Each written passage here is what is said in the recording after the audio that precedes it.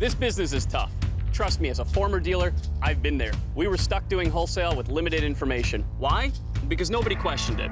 But not anymore. In 2015, ACV Auctions was founded to provide a better auction experience, giving you unbiased condition reports, high-resolution views of the undercarriage, engine audio recordings, and so much more. And all of this in a 20-minute live auction. Get access to nationwide inventory, turn your inventory faster, and achieve a higher success rate. Sign up today.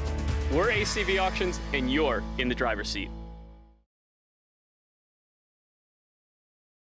Hello and welcome to today's session, The Carvana Effect, Driving Customer Engagement and Increased Sales Through Online Retailing.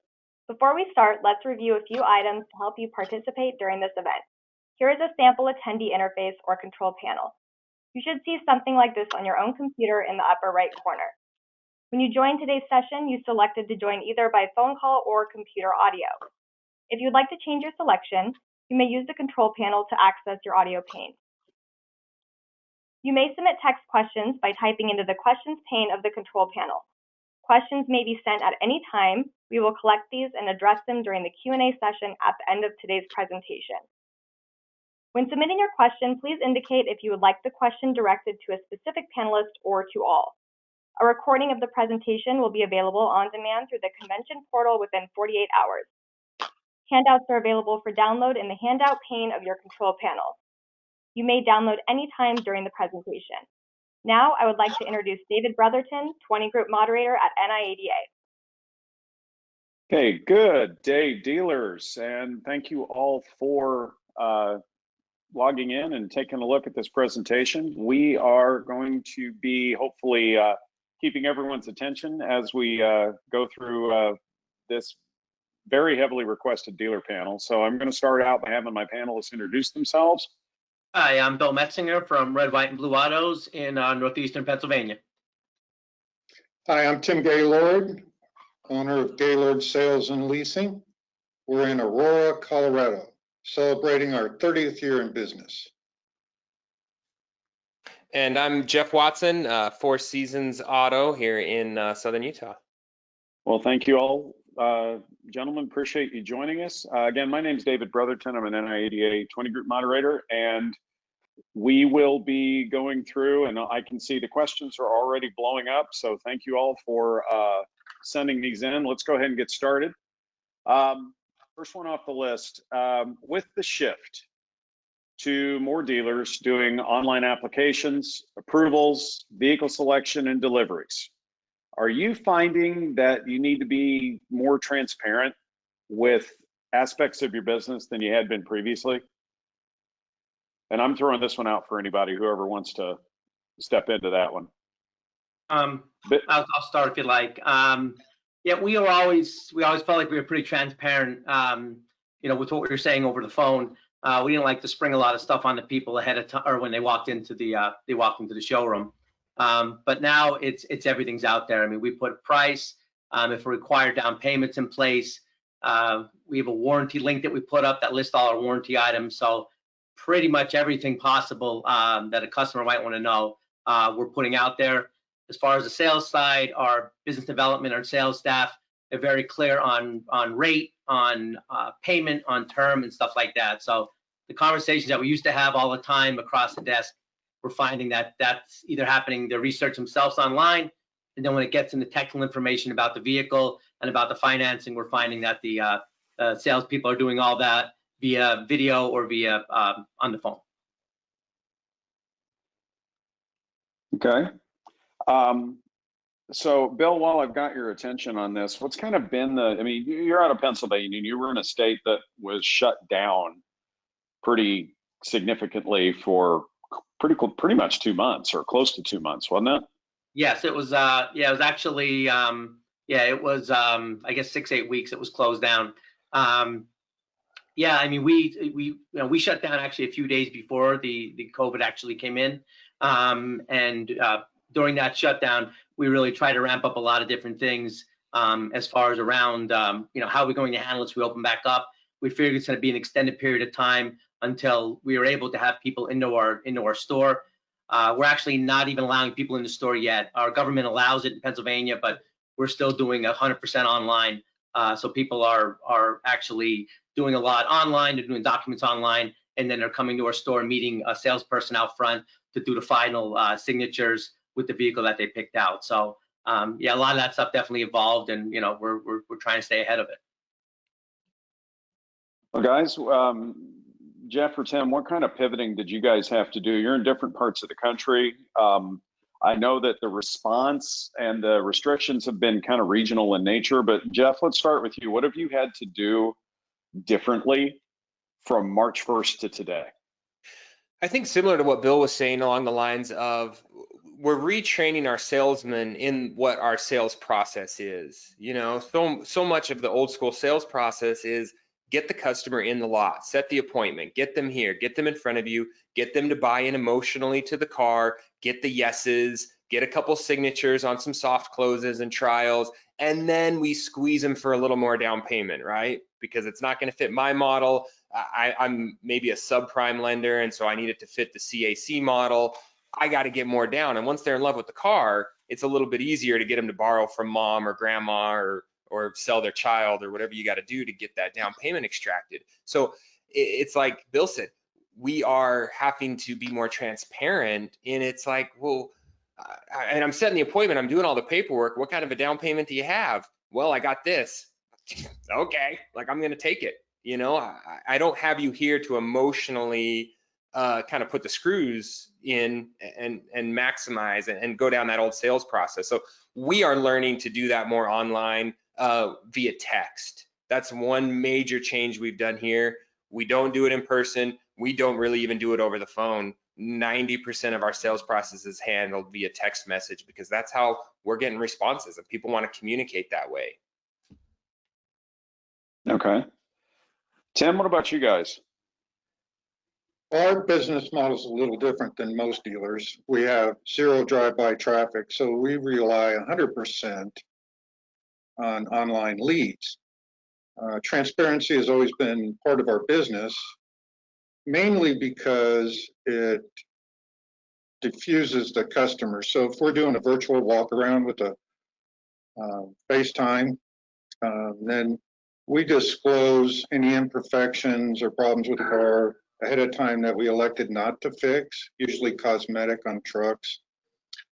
So as far as our business model, COVID actually increased customers to our website, third-party sellers, because they couldn't go to your traditional lot and look around, CarMax or AutoNations. And so everybody started going online, and demand increased, and we just do everything, and always have since 2008, either by text, email, or phone call. Are you finding, any of you gentlemen, are you finding that you're needing to lead with more specifics, more information about a particular deal? I mean, how are you getting a customer to land on a vehicle that in a lot of cases they haven't seen, much less driven, before they make a purchase decision? What's changed in your sales process to help get that done? Because some of the big players out there are clearly getting it done. People are buying vehicles sight unseen from the Vrooms and the Carvanas of the world. But in your experience, what's happening this year? How are you getting the customer buy-in without that physical touch? We're spending a lot of time. I mean, we approve up to a certain level, 15.9 or 16.9, 17.9, whatever it may be. And we have our salespeople are making the conversation or calling the customer up. They're literally logging on to the website, our website, with the customer from their, customers at home, our salesperson's at their desk. And they're just talking about, hey, what kind of car are you looking for? Are you looking for a sedan? Are you looking for an SUV? Looking for a van? And they're literally going on to that. Okay, just search by, okay, you want a 4-door? Let's look at our Malibus and Cruises and Sonatas and stuff like that.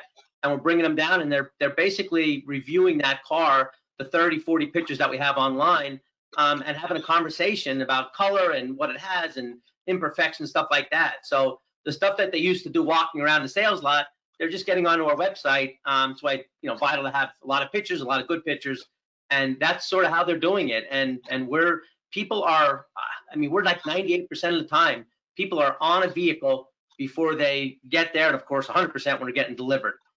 So they're just, in our world, we're just reviewing our website with the customer. And sometimes it's a 45-minute phone call, an hour phone call until they get on something. So that's how we're sort of handling that side of it, is just viewing the website together with the customer of what they're approved for. Yeah, I agree with Bill. That's what we're doing. Just engaging the customer and then finding out what their needs and wants are, and then trying to find a variety of vehicles that'll best fit their needs. So nothing has changed there.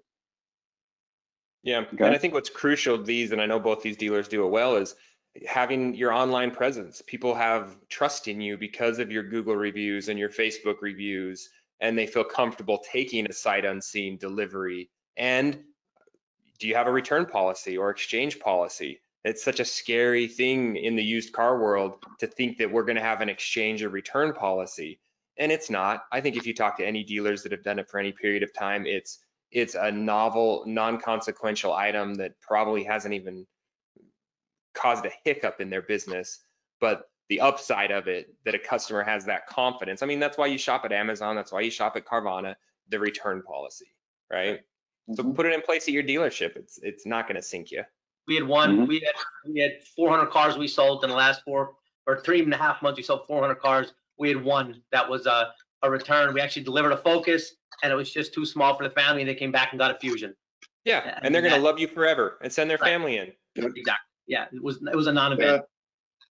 In 30 years, we've taken 12 cars back and made more money on 8 of them. So that's being transparent. That's the transparency of you. You know, guys are so scared of saying they have a return policy, even though if you're going to offer it, if you're going to do it, promote it, market with it. So if you know, your whole store knows, hey, we have a 3-day or 7-day or 10-day return policy, promote that. If you're going to do it, promote it and sell on it. So that's what, you know, we say we have a 3-day return policy, and yes, it's probably a 7-day or 10-day if need be, but yeah, actually be transparent and say you're offering it if you're going to do it.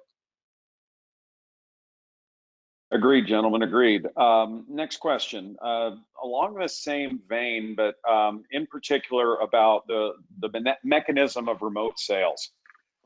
What changes have you made in terms of documents being signed, credit applications, and anything else that used to be done face-to-face? How are you doing it in a contact restricted environment? Now, I get that you're in 3 different states. You're going to have different like wet signature requirements. I'm not interested in that level of detail, like, well, we have to have a title app signed, but it's more of a this is like what platform you've used. Have you gone to digital documents? If so, how'd you go about it? Jeff, we'll start with you on this one. So from my standpoint, we've gone to all applications are 100% online. They're all via text message. All our STIPs come in via text message through photo or an upload, occasionally email. So 100% of the underwriting and approval process is done completely digital online via text. After that, because of our wet signature requirements in the state, I haven't gone to full digital with my sales documents that I could go digitally.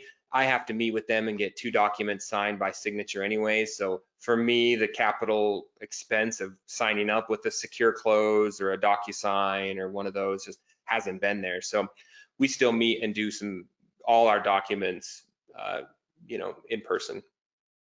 Okay, Tim? yeah, I'm in the same boat as Jeff. We still require wet signatures, and we get a lot of applications online.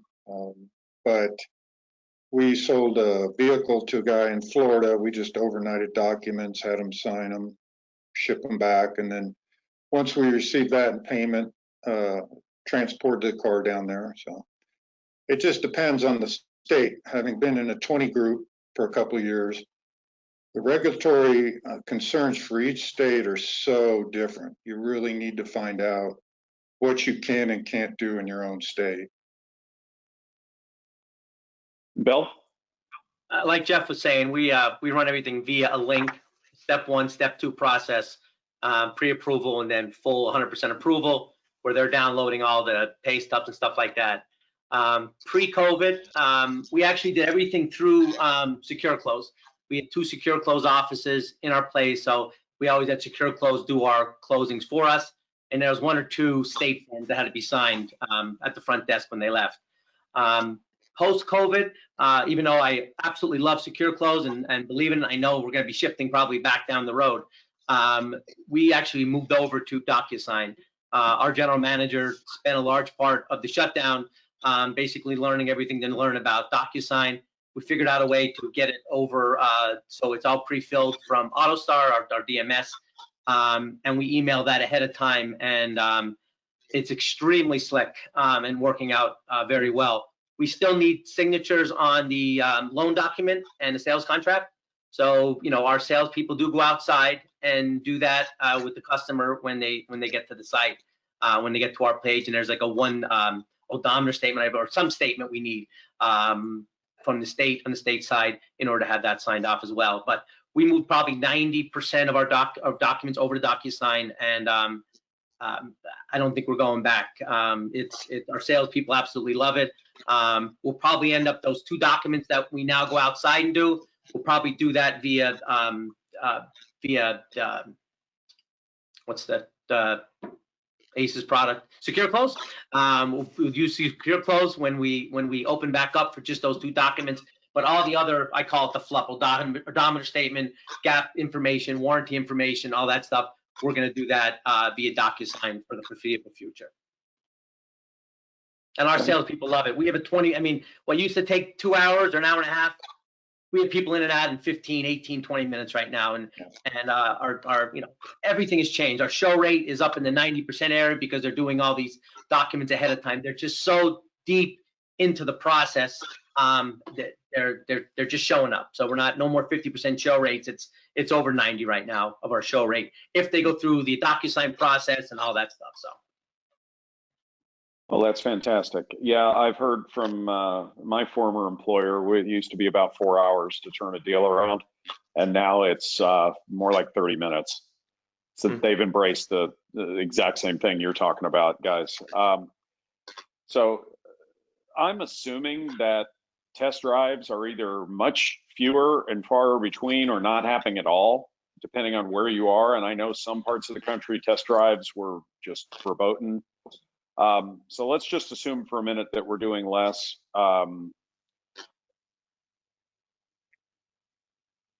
You've already alluded to a little bit on your return policy. Can you kind of give us some details on how that's working? And I know you're not having a lot of return issues right now, but what are the specifics on your return policy? We had a question on that. What kind of return policy should I have? I'm paraphrasing. Jeff, we'll start with you. Oh, me? Okay. So I have a 4-day exchange policy. So I specifically structured mine as an exchange policy. You know, if we got you the wrong car that doesn't fit your needs or you don't love it for some reason, we're going to trade you out into something comparable less. It's basically, you got to keep it under, it's 4 days. So I think I have 400 miles and there's no physical damage to the vehicle. Those are the basic main specifics that I have. Again, we're going to do it for you anyways. I mean, you're going to do it for them anyways, even if you don't have an official policy. So might as well make it official and a selling point. Agreed. We have a 3-day, and we'll let them bring it back if they want. I mean, you know, we have people exchange. Like I gave that example for the Fusion, for the Focus. But we'll tell people they can bring it back and we'll kill the deal. Again, in the last 7 years, we probably had that happen only a handful of times. And sometimes, as crazy as it sounds, sometimes we suggest on our side, like if they're coming in and they're being difficult, like right from day one, before, during the process, and right after, it's like sometimes you want to break that marriage really fast. So we will now come back at that point and just and kill it. But again, handful of times that we had to do that. Tim? Well, it's not something we promote or advertise, but it's more of an in-house policy. It's for us, since we don't have buy here, pay here, subprime financing, our vehicles are the consumer is more car specific, so they already know pretty much what they're looking for and narrowed it down. So when they get here, they're pretty much read our reviews, looked online at the vehicle, perhaps done a virtual walk around with the salesperson, and consequently they're either pretty sold or moving on to something else. We believe that pretty much the customer has to tell us they want to buy it, so we're very low pressure. And consequently, if somebody did, for whatever reason, decide, hey, it's not my car, like the other guys, I would take it back in a heartbeat. The last thing we want to do is have somebody out there assassinating our character over one car deal. Not worth it to us. So we'll do whatever's possible to make the customer happy, whether taking it back or offering goodwill. But we really, with our reconditioning process, we really don't have too much of that, maybe a couple times, 3-4 times a year, perhaps. Okay, very good.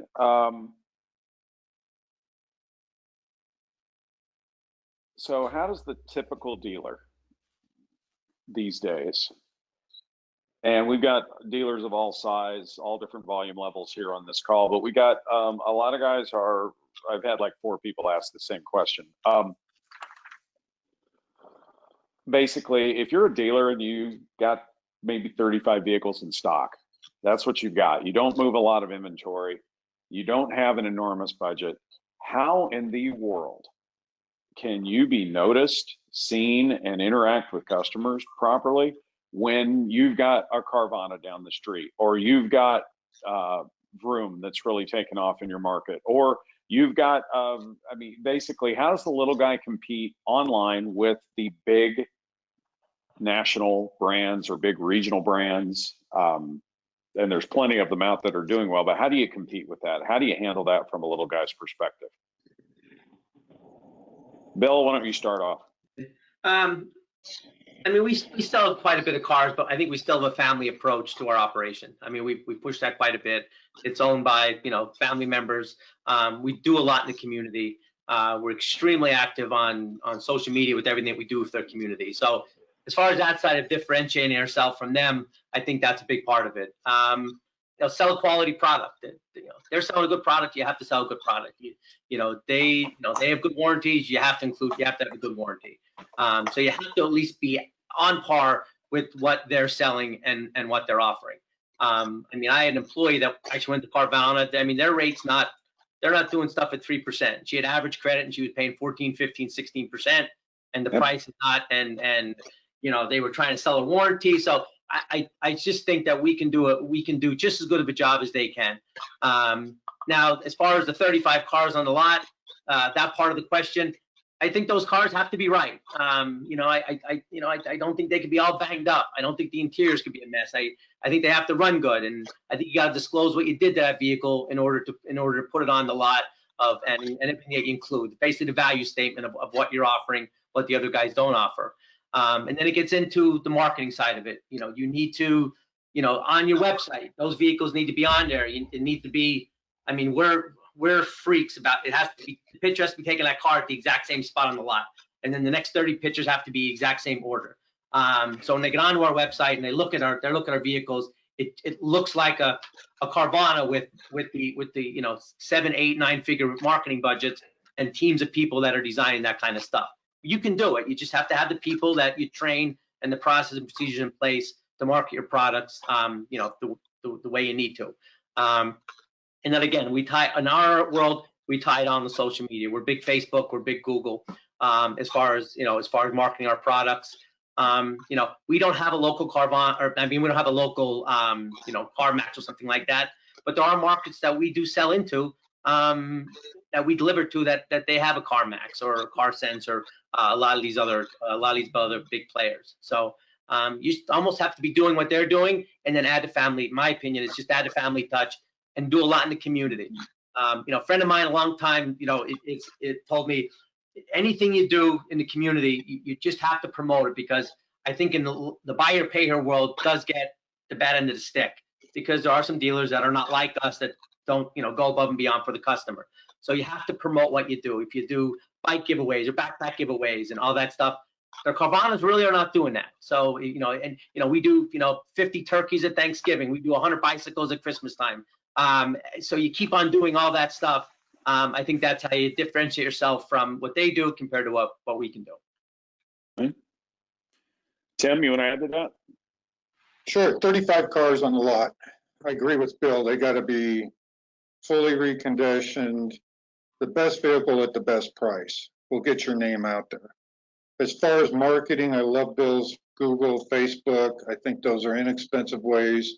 Third party, Car Gurus, Autotrader, Cars.com, Kelley Blue Book, Carfax, whoever else is out there. They all have a menu of pricing depending on how many cars you have in your lot. So you have to control your fixed operating costs. You have to get the right vehicles at the right price. You have to market strategically. And then the biggest thing I would think is sourcing inventory in today's market. Where do I go to find the right cars at the right prices? And am I buying the right cars? You could be in a market that doesn't sell Volkswagen one time a year. You don't go out and buy 12 Volkswagens. So consequently, you have to know your market, your area, and what people are buying. And there's resources out there to figure it out. Cars.com, Autotrader have dashboards, Car Gurus, which vehicles are getting the most clicks. And you need to follow those trends so you can be at the cutting edge of market trends, having the right cars at the right prices. So with 35 cars, probably the first thing I would do, having been in this business 42 years, is go join a 20 group. That way I wouldn't have to reinvent the wheel. I just have to improve the wheel from learning from my fellow dealers what works and what doesn't work. That's honestly what I would recommend a guy with 35 cars in inventory to do. Mm-hmm. The only thank thing you for the shameless plug. I appreciate it. Shameless plug, and I like it. He gets paid for That's that. true, though. Gospel. It is true. Change our world. 20 Group completely changed the direction of our company. Yep. The only thing I would add to that, David, is I think we, as far as competing with them on marketing budget, obviously you're not going to. And if you're in one of the markets that they're targeting, I think most dealers would say that their largest and cheapest advertising source is repeat referral. Yes. So focus on your repeat referral. Focus on being that good guy and have a great referral program where people are going to send their friends and family. And it comes down to us as dealers to be able to back that up and get that image out into the public that you buy a car from our dealership, you're going to be sitting toe to toe with the owner who makes the decision on that vehicle. If you have a problem or if you need something, we're going to be the ones that you can directly call. You can't do that at Carvana. The old sign that says buy local because Carvana won't sponsor your boys' softball team. You know what I'm saying? And if we can get that out into the public more, Amazon's not going to be buying cookies from you this time around, but we will, So I think it's dealers, independent dealers, we've got to fight back to say we can provide all the things that those big guys can provide, and we can do it with a personal touch, so that we don't go the way of the, corner store bookseller that got smashed. All right. Well, I'm going to add one to this because it's going to be a perfect segue into the next question. At least I think it's perfect. Look, ultimately, a big budget, and this is to anyone who's afraid of the big boys out there. A big ad budget does not mean they provide customer service. It means they have a big ad budget, no more, no less. Will people see their ads on Facebook and will people see their ads on YouTube? Yes. Will they see them more than yours? Probably. But the key that I have seen with dealers who really have owned this process, and I'm not talking since April, I'm talking the evolution of their business has been positioning this way for far longer than just a few months. But the dealers that own this, that really do well in establishing a niche in their market, it has not been because they outspend the competition. It has been because they have agility. They engage. They talk to the consumers as consumers. They're extremely quick when a customer makes a comment or asks a question to answer the question. I've seen them answer questions at 2, 3 o'clock in the morning sometimes. That's the non-secret. That's the secret. That's something you will not get from a Carvana. It's very corporate. It's very structured, and it's all about having this huge ad footprint. But where you can succeed as a small dealer fighting against big dealers is the exact same answer that it's always been. It's about execution. It's about how well you interact, how often you interact, and what structure you have in place in your businesses to drive that level of engagement. And I'm using that word on purpose because let's say that I'm an old school dealer. I've been around for a while. I haven't even figured out this newfangled internet thing. And you realize, oh boy, I've got nobody coming to my lot. I've got no traffic, and I used to exist off of lot traffic. And I've made up my mind. You're right. I can't act like this internet's going to go away. We need to sell cars. So how do I do it? I'm a small dealer. I've got a limited budget. How do I go about doing this? And it's a combination of a couple of the questions that have come in. It's really about how do I go about do this? Where do I start as a dealer? And then at what point will I need to get some help? Will I need to get a professional involved? Jeff, why don't we start with you on this one? Yeah, how do I get started? This has been a good one for me. We made the commitment about 5 years ago, to hire a full-time social media person, right? Okay. Content. They create content, they do videos, they take pictures, they respond to the online, they stay up on comments, they do giveaways, they do engagement, and they create it. For me, I didn't feel like it was something I wanted to outsource to a company to put it in their hands to make me a video every so often, or to create some sort of a Facebook campaign, or to do something. So it's really, in the grand scheme of things, quite cost efficient to pay someone $10 to $12 to $15 an hour that's a good videographer, and you're getting content daily, on all platforms: Facebook, Instagram, TikTok, Snapchat, whatever platform you want to be on.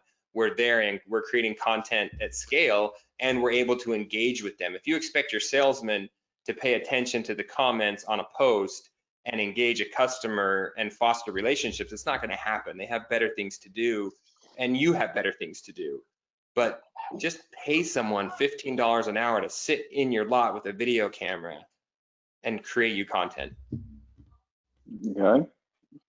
What about you, Tim? Which direction have you gone? What kind of advice would you give the dealers just trying to get started out selling cars online? Well, I think Jeff's advice is awesome. That's a real good starter there. As far as the internet, if you're an old car dog that just doesn't want to get on the internet, you got to bring somebody in, like Jeff said. Whether it's social media director or designating one of your managers, salespeople as your internet guy who can post the stuff, whether it's on the third-party vendors or Facebook or sending out Google ads. You have to make that commitment that you're going to go for it. And then once you make the commitment, you have to find the right person to help you achieve those goals and becoming an online dealer of the 2020 COVID year. It's up to you. We can tell you and recommend things, but till you make that commitment, nothing's going to happen. Okay. Billy? I mean, we do a lot in social media. We have we're 35,000 likes, and then I actually, I speak a lot on social media marketing at a lot of the meetings and stuff like that. I think it first starts with the website has to be right, because a lot of stuff you're going to be promoting on social media is going to be links based from your website. So your application better be sharp and clean, because you're going to be promoting that application. Your pictures on your website better be good, because you're also, in most cases, you're going to be pulling those pictures from your website. So some of the key things right there, you're going to be in our world, we push a lot of links from our social media to our website. So I start there. Second part is you have to have a budget going in. I literally get 2 or 3 calls a week. David sends people to message us quite a bit, and I always spend time talking about this. You have to have a defined budget going in of what you want to spend on social media. We call it social media and Google together. In our world, we're at $250 per unit per sale, not per app, per sale. So 100 sales is, we're spending $25,000 a month between, Google, and about 80% of that number is on Facebook. That's if you look at your composites in your 20 group, that's roughly what it ends up being, $200 to $300 a copy. Most guys end up spending that are trying to get as many apps as possible. So I think you have to define that. As far as hiring somebody, our first 6 years up until a year ago, myself and one of the other partners, that's also the controller, we manage the social media. We just hired somebody actually right before COVID, and we still manage it. Believe it or not, this person actually reports directly to me and the other partner. We certainly help with content. We sort of guide of what we're going for. We have a couple different things that we do market between customers that we sell to, deliveries, inventory, and some giveaways. We require 2 to 3 posts a day. We boost pretty much everything we boost. So yeah, I definitely believe in paying somebody to monitor the comments and the Google reviews and basically creating the content. But I think ownership has to have a stake in what's being promoted out there. I mean, I get questions every day. But we had a question today come in with regards to why do we have to have it as a spouse that's a co-buyer? And then my sales manager actually chimed in and gave the marketing person an answer to reply back on. So it takes a village, it takes everybody to be involved in this, but having a go-to person, I think, is beneficial. And again, have a set budget. Don't just say 1 month you're going to spend $1,000, next month you're going to spend 10,000. Just whatever your sales were the previous month, make that your budget for the next month. If you sell 50 cars, you want to budget $200 a unit, you're going to spend $10,000 in marketing that month. We do 0 TV, we do 0 radio, we do 0 newspaper. It's 80% Facebook, it's 20% Google ads. Mm-hmm. And if you have any questions on what to do, go to Bill's website, go to Red, White, and Blue, go to Four Seasons Auto, and you can literally just steal the ideas and make them your own. And that's not stealing. I mean, I think we're all willing to share. Literally take the format of the video, recreate it at your own dealership, and post it. We got our ideas from somewhere. It's all been done. So just literally take the exact format, make it at your dealership in whatever way you can. It doesn't have to be perfect. Don't even worry about the lighting and the sound. Just get it out there and get started. That'd be my advice. So both Jeff and Bill hit on the same thing, but you guys went about it from a different angle. So I'm interested in getting both your feedback on this. When you're looking to hire someone, I don't want to throw the title out there, but we'll call it, I'll throw the title out there. Why not? Content. So a social media manager or a content creator or something along those. You've added someone to your overhead. You've either gone to an outside company and farmed out and let them do it for you, or you've hired someone yourselves. But those are generally the only 2 options other than doing it entirely on your own, which, let's face it, dealers, you're not all cut out for that. You're not cut out for the level of engagement required to personally manage a social media effort. Not all of you can do this. Put me on the list of people who would really not do very well at that. So let's say you're hiring someone. You want to bring somebody into the fold. And we're talking about different production levels here, different scope of activities. But what combination of education, experience, or skill set should I be looking for when I want to have someone manage my social media and digital marketing efforts today? So Jeff, you started with, you've got a content creator, a $15 an hour videographer. What made you decide on that person? What were you looking for when you started to hire for that job? Yeah, so I've had 4, maybe 5 over the last 4 or 5 years. And what I've found the big differentiation is just find someone who knows video and video editing. If they're a videographer, they can shoot video, they can edit video, they know the software, and have a level of creativity. And that's it.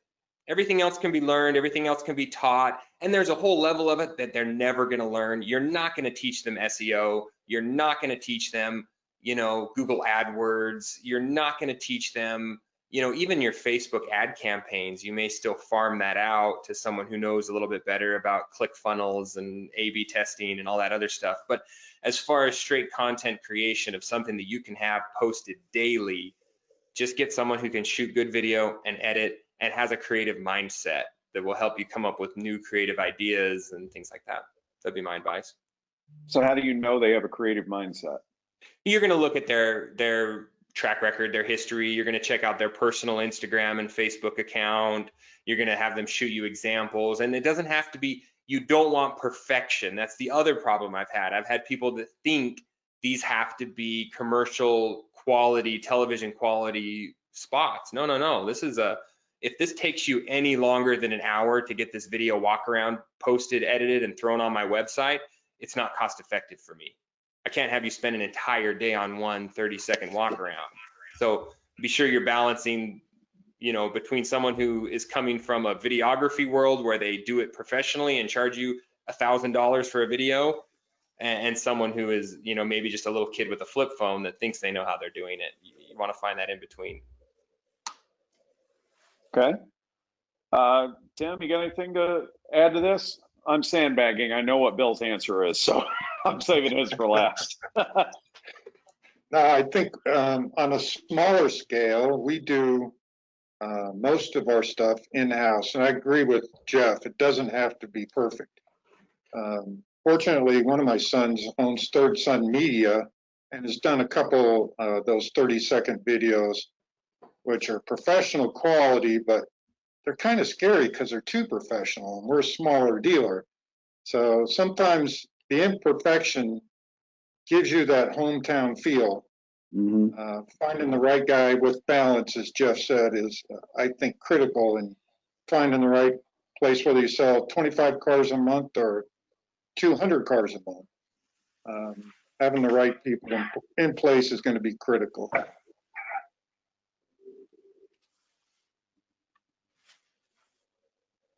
Okay. And Billy? For us, yeah, I mean, it's a good job. I mean, it's a, you know, $15, $18, probably at 35,000 a year. So it's probably close to, you know, $20 an hour job. But yeah, I mean, they have to know all the platforms, and hopefully they've used all the platforms. They're on Instagram personally, you know, tends to be a younger person, but some older people are definitely involved in all these other platforms as well. I think Jeff is right. I still personally do all the boosting for every post. So I get notifications of everyone. So a couple times a day I'll get on and I'll personally boost the radius and stuff like that. Sometimes I'll make a slight edit to it, but I do the boosting. And then our other partner takes care of the Google ads. So Jeff's right. We are at a higher level. We're managing the money spend, where the social media person is handling sort of the content creation. 100% right as far as it doesn't have to be perfect. I was at the sales lot last Friday. We had 8 or 9 SUVs that were all shined up, looking great. I got my phone out. I walked down the line. I hit our sign. I sent it. I put it in our marketing Slack that we have, and our marketing person jumped on it, used that video, and put some of our verbiage in, and it was up on our Facebook within 20 minutes after it was, you know, after I shot that video. So, I mean, you guys know, as owners and all owners out there, if you go out a lot and something looks really sharp, you know, don't be afraid to take a picture or two and give it to your marketing person, or understand the basics of get on your Facebook page. It's not that hard. And you post a picture, you put a link to your credit app, you put a link to your inventory, and below it says boost the post. If you have a credit card on file, you can do it and determine your radius of your dealership. I mean, this is something that any dealer, I mean, I know a lot of guys are terrified of doing this, but if you have Facebook for your business and you go out and take a couple of pictures of a couple of cars, you can have something boosting literally within 10 minutes, 5 minutes of after you take it. Get the credit card on file with Facebook, it's safe. They're not going to steal your money. They're not going to overcharge you. And set an amount, boost it for $50 or $100 or $300 and get it out there. It's not it's not this complicated thing. You don't have to be Mark Zuckerberg to be able to put up a post or boost something. It's something that any known business guy can do. If not, somebody in their sales floor could probably help you with it. I agree with Bill, and one thing I think that separates us from Carvana when you boost those locally is you get that hometown feel. The local character of your community is established. So I think that's really critical. I laugh, Bill, because if you are really convincing someone to boost a Facebook ad in August of 2020, you should just shut down shop. Those guys, if you're not already doing. I know, Bill, but you can't do a 20-group meeting. I get a lot of phone calls. I get a lot of phone calls of people that do nothing and they do no marketing and you try to explain how easy it is, and there's a lot of guys that are going to be on this call and that never did. But I guess my point is, the penny shopper. Just try it, you'll like it. Like with the Mikey commercial, try it, he likes it. So. Hey, Jeff, just remember, you've been a 20 group member for a long time. And Bill, you guys have all been in 20 groups for a long time. And I know that it can be shocking sometimes when you see someone who hasn't been in that same environment, who hasn't had the same back and forth with other dealers. You seeing where they are in their personal marketing evolution, their business evolution. You hear about some of the decisions that people make on a daily basis. It's not about scoring, guys. It's not about don't have fun with it. There's dealers today who are very good business people who have existed in a fishbowl, and what they have done has worked up to a point. And now it's time for a paradigm shift. And a paradigm shift by yourself is a scary thing. Give people credit for asking a question, because it's not easy to look in and say, hey, maybe I need to do something differently. I need to be better. It's not. Dave, to that point, I think, and I should retract my statement a little bit, because you're right. There are a lot of dealers who do a very great job on TrueCar and Car Gurus and Kelley Blue Book and Cars.com, and they use every other third-party site to get their brand out there. The caution is be careful, because when Car Gurus and TrueCar and all these people decide to jack up their price or turn it into a race to the bottom, your brand is living on their platform. And the same argument would go for Facebook. If you're building your brand on the back of someone else's platform, be careful, because it can be gone. So use those platforms to build your own brand. But if you become so reliant on one that it's gone tomorrow and your lead source is completely shut off, be very careful.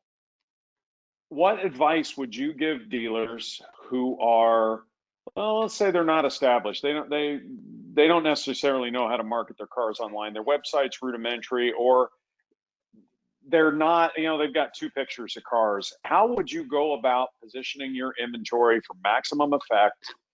Kind of walk us through, not so much recon, but about detail merchandising, and more importantly, how you present it online. What's your method? What do you recommend for the dealer who's trying to replace that lost lot traffic? Bill, why don't we start with you? I think you're getting back to policy and procedures. I mean, in our shop, once the detail department is finished with the car, you said you use your example was 2 pictures, but they need 20. Well, you have to tell the detail guy, okay, when you're done, this is the process, this is where you park it, these are the order of the cars. I mean, it's not instantaneously, it doesn't happen in a bubble, but you just have to review and say, this is what I expect, this is what I expect from you, this is what I expect it to be done. And then you got to monitor. As an owner, I'm on our website every single day, and we're forwarding stuff to our front desk. Hey, fix this picture. Or, this. I was looking the other day. There was a picture of a car that I guess we didn't sell since wintertime, and there was no. This is getting a little trivial, but there was no leaves on the trees behind the car, and it's August in Pennsylvania. It's green. So I'm sending a message to the front desk saying, hey, bring that car back through, rewash it, and I want to get new pictures. And I lowered $1,000 because obviously we had it too long on the lot too long. So, but that's the kind of detail I think you need. I mean, if you know, again, you need 20, 30 pictures. You need a slick website. You know, ownership has to own. You have to be involved. You have to touch everything and check everything and see as much as possible. So if you get on the website and you see 2 pictures and it ticks you off, you know, you got to deal with it, and you got to deal with it that day. It's not you deal with it at a staff meeting, or you deal with it immediately. So I think you just own it. You have to improve it, and then you have to, you know, you have to tell people in your company what you expect and the policies and procedures in making that happen. So in 2008, when I decided to go from drive-by traffic to online presence only, I took Jeff's advice and I visited dealers who had an online presence, and I replicated what they were doing, successful ones, having 30 pictures, the same process as Bill said for each and every car, doing the walk around with your pictures on the car. So I've really evolved from the old school in 2008 to a new school dealer. And I think that anybody that, whether you have 20 cars in the lot or 200, can take these steps of looking at like Bill or Jeff's websites and seeing what works for online marketing. Get familiar with the Google ads, Facebook. I think it'll go a long way in establishing you as a local dealer versus Carvana or Vroom, and giving it that personal touch.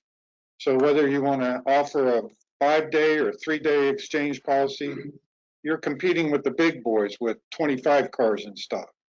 Having 30 pictures, you're competing with the big boys. Having the right vehicles. Sourcing vehicles is a whole another hour-long video, but that's going to be critical in your success too. The only thing I would add to that is when you are assessing your own thing, like Bill said, you need to be involved. The only, you know, small add or pro tip I would say is make sure you're doing it from your cell phone and not your desktop. We all sit in front of our computers and we check it out and we think, oh, this is great, this is easy. No, no, no. 80%, 85, 90% of your shoppers are doing it from their cell phone. So visit your own website from your cell phone, make sure your buttons are in the right place, make sure your picture is formatted right, make sure that it flows well. I think a lot of dealers miss that connection of, you know. Well, gentlemen, thank you all. That's the time that we have allotted for this. I thank you all. Dealers out there, thank you for tuning in and listening to you guys talk. I know that you may not have gotten your question answered. Any questions that still come in, plus some of the pool that we have, we're going to get back to you here in a couple hours. We've all committed to answering some questions, so we'll get back to you here shortly with probably an email response to your questions. I want to thank all of you for taking the time to both our panelists to educate dealers, as well as all of the dealers for tuning in. And I want to thank you all and enjoy some of the other sessions. Hope you get a lot out of it. Thank you. Thank you. Thanks, David. Thank you to all of our presenters and to everyone in attendance today. That's all the time we have today for questions. We will compile any unanswered questions submitted and the presenters will respond directly. Once you leave today's session, you'll receive a survey on the presentation. We appreciate your time in providing us with valuable feedback. To attend another breakout session, please return to the convention agenda and select the link to log into the next session. On-demand content is available at your convenience in the on-demand section of the convention website. On behalf of NIADA and our presenters, thank you for joining us today and have a great rest of your day.